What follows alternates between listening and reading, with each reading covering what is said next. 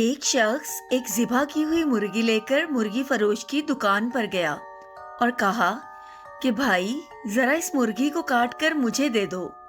मुर्गी फरोश ने कहा, मुर्गी रख कर चले जाओ और आधे घंटे बाद आकर ले जाना। इत्तेफाक से शहर का काजी मुर्गी फरोश की दुकान पर आ गया और दुकानदार से कहा, ये मुर्गी मुझे दे दो। दुकानदार ने कहा कि ये मुर्गी मेरी नहीं बल्कि किसी और की है और मेरे पास भी अभी कोई और मुर्गी नहीं जो आपको दे सकूं। काजी ने कहा, कोई बात नहीं, यही मुर्गी मुझे दे दो। मालिक आए तो कहना कि मुर्गी उड़ गई है। दुकानदार ने कहा कि ऐसा कहने का भला क्या फायदा होगा, मुर्गी तो उसने खुद ज़िबा करके मुझे दी थी, फिर ज़िबा की हुई मुर्गी कैसे उड़ सकती है। काजी ने कहा, मैं जो कहता हूँ उसे गौर से सुनो, बस ये मुर्गी मुझे दे दो। इसके मालिक से यही कहो कि तेरी मुर्गी उड़ गई है, वो ज्यादा से ज्यादा तुम्हारे खिलाफ मुकदमा लेकर मेरे पास ही आएगा। दुकानदार ने कहा कि अल्लाह सबका पर्दा रखे और मुर्गी काजी को पकड़ा दी। काजी मुर्गी लेकर निकल गया तो मुर्गी का मालिक भी आ गया और दुकानदार से कहा कि मुर्गी काट दी है। दुकानदार ने कहा, मैंने तो काट दी थी मगर आपकी मुर्गी उड़ गई है। मुर्गी वाले ने हैरान होकर पूछा, भला वो कैसे? मैंने तो खुद ज़िबा की थी, उड़ कैसे गई है?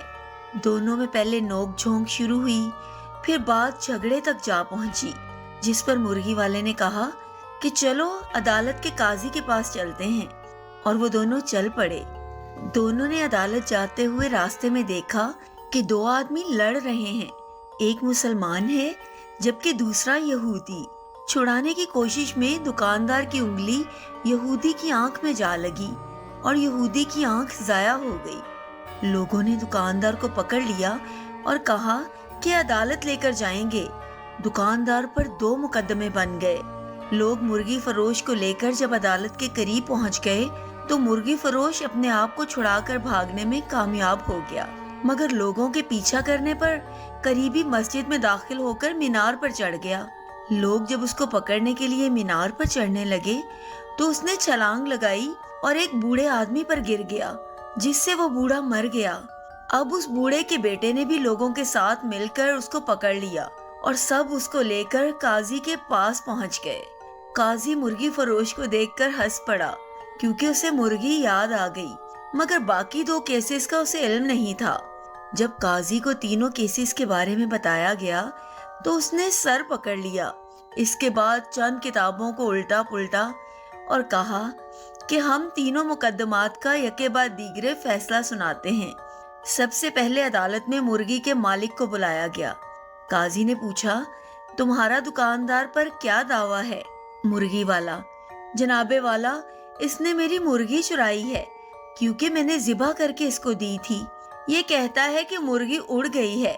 काजी साहब, मुर्दा मुर्गी कैसे उड़ सकती है? काजी, क्या तुम अल्लाह और उसकी कुदरत पर ईमान रखते हो? मुर्गी वाला, जी हाँ, क्यों नहीं काजी साहब।